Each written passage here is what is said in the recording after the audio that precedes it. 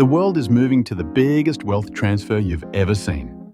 Does this mean we will improve our technology to fill the domestic home chores? Let's take a look at how this shift could change our daily lives. Imagine a home where robots handle all the cleaning and cooking. Day 1, the future is here and it's automated. Day 7, my chores list, shrinking. Day 30, efficiency, skyrocketed. Free time, abundant. Is this the new normal? Join the conversation and see how technology is transforming our homes.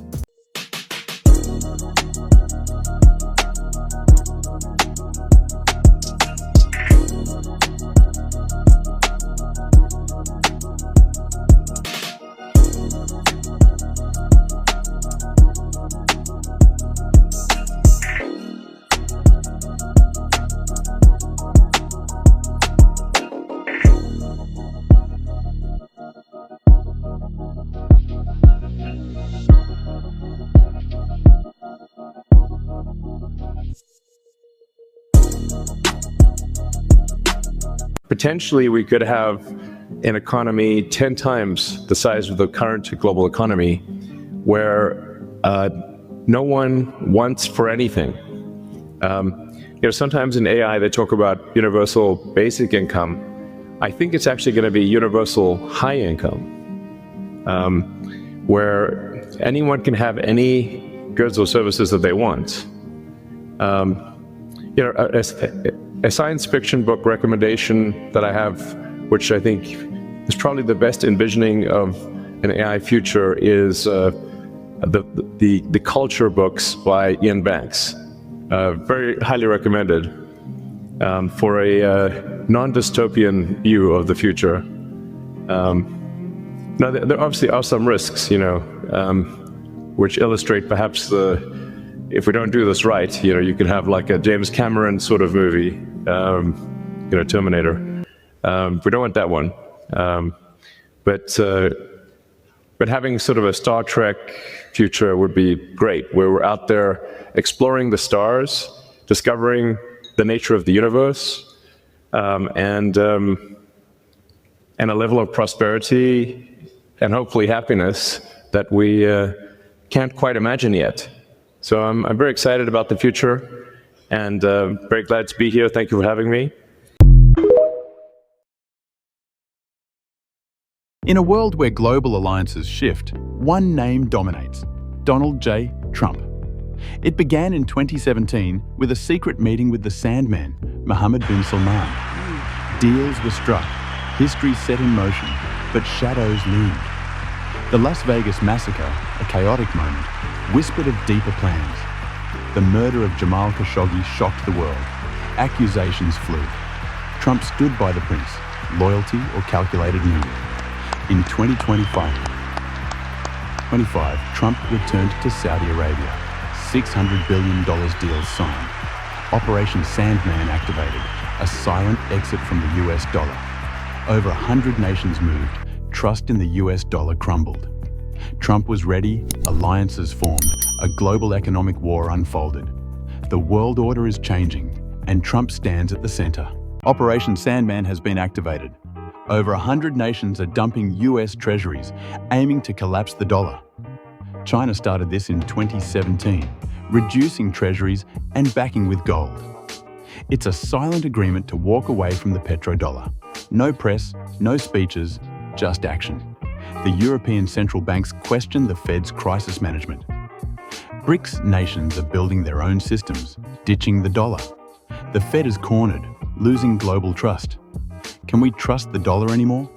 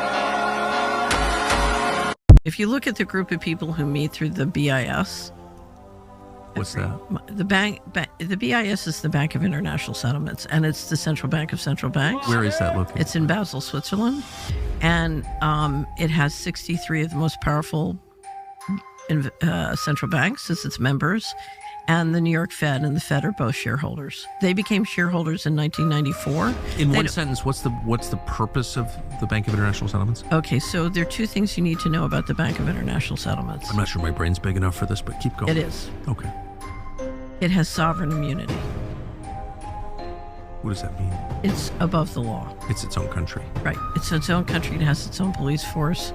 And essentially, other than one of its staff being in a car accident or, minor things, no one has the legal authority to move against it. Okay, it has sovereign immunity. That's number one. Number two, it can move money and hold it on its on its balance sheet and manage money secretly. So if I want to, I'm grossly oversimplifying, if I want to steal $21 trillion from the U.S. government and park it on the balance sheet of the BIS, it can move it anywhere in the world and it can keep it on its balance sheet secretly. Why would there be an organization? But first of all, where does its power? Like, who empowered it to have sovereign immunity and the right? It was created after World War I, and sort of collected its powers and got going in the 30s. And it was created in theory to manage the reparations of the German government. But if you read the real history, it was because the Bank of England and the central bankers wanted an entity that had sovereign immunity. They wanted to be able to move money secretly.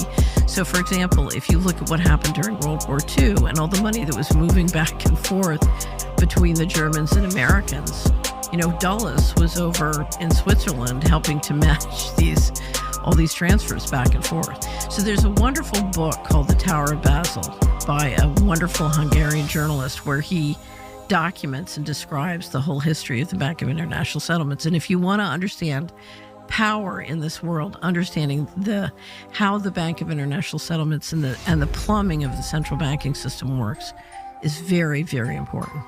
Are we witnessing the rise of Nasara on a global scale?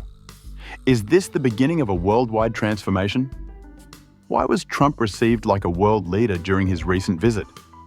What does this mean for global power dynamics? Is the long-awaited wealth transfer finally imminent? Share your thoughts below. What does an alligator do whenever they freeze in the water? That's right, they stick their nose out of the water to make sure that they can still breathe in the frozen water.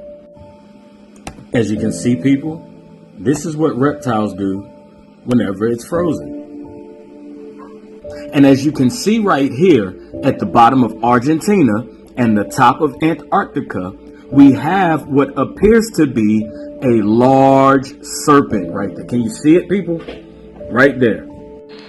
You probably think this is crazy, but I'm going to prove to you that thing is a fire-breathing dragon and still alive. As you can see right here, as we zoom in, you can see what appears to be nose holes. These same holes you can find on reptiles like snakes. Now, they look like islands, all right, of some sort, until I continue to zoom in and zoom in, right? Keep up with me, people. I have to show you. This is crazy. This is smoke, people. What we are seeing that is white is smoke, people. And I know you don't want to believe it. I'm going to show it to you. We're going to keep on going. And I want you to also look.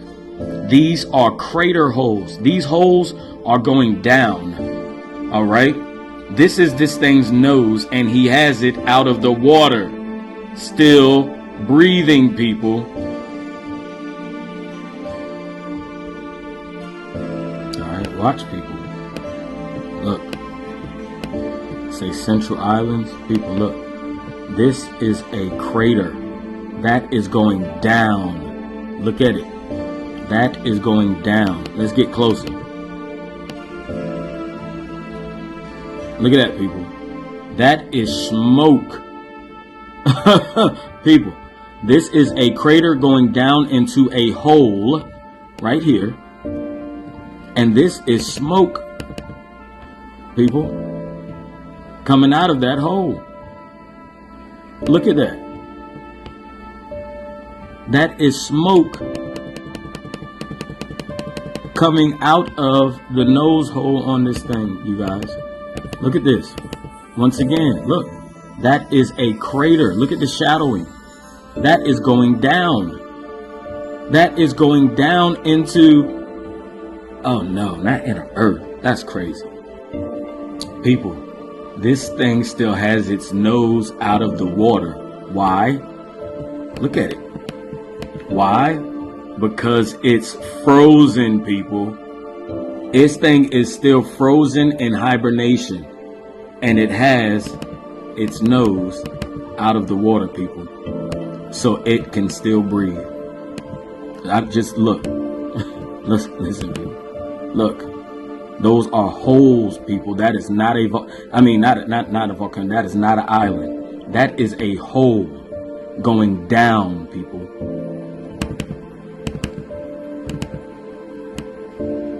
With smoke. This is crazy. Look, that is smoke, you guys. That is smoke. You can say whatever you want to about this stuff. Listen to me. That goes down. That is down, and this is inside of that. This smoke is coming out of those holes right there and coming up here, people. I believe this is part of the nose on this damn dragon. This is absolutely crazy. Absolutely. This is beyond me. Look at that, people. That's a crater. Right along with the other ones that are craters on this animal. Look at that thing, you guys. It is massive. And when I say, look at the wings. Look at the wings on this thing, you guys. Look at the wings. You have to be kidding me.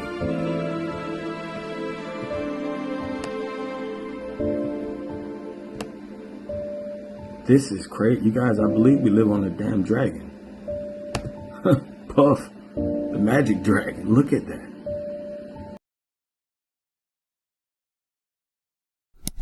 A dragon appears on this map. But does that mean we're living in biblical times? Who knows? Understanding ancient texts isn't always straightforward. Interpretations vary, and what one person sees, another might miss. Revelation 13 describes two beasts empowered by the dragon. The first rises from the sea, symbolizing corrupt political power. The second emerges from the earth, acting as a false prophet. Together, they represent a sinister alliance against divine truth. But while many sleep, is a great reset unfolding before our eyes? As BRICS nations move away from the dollar, could we be witnessing a shift? Is the Great Reset already happening?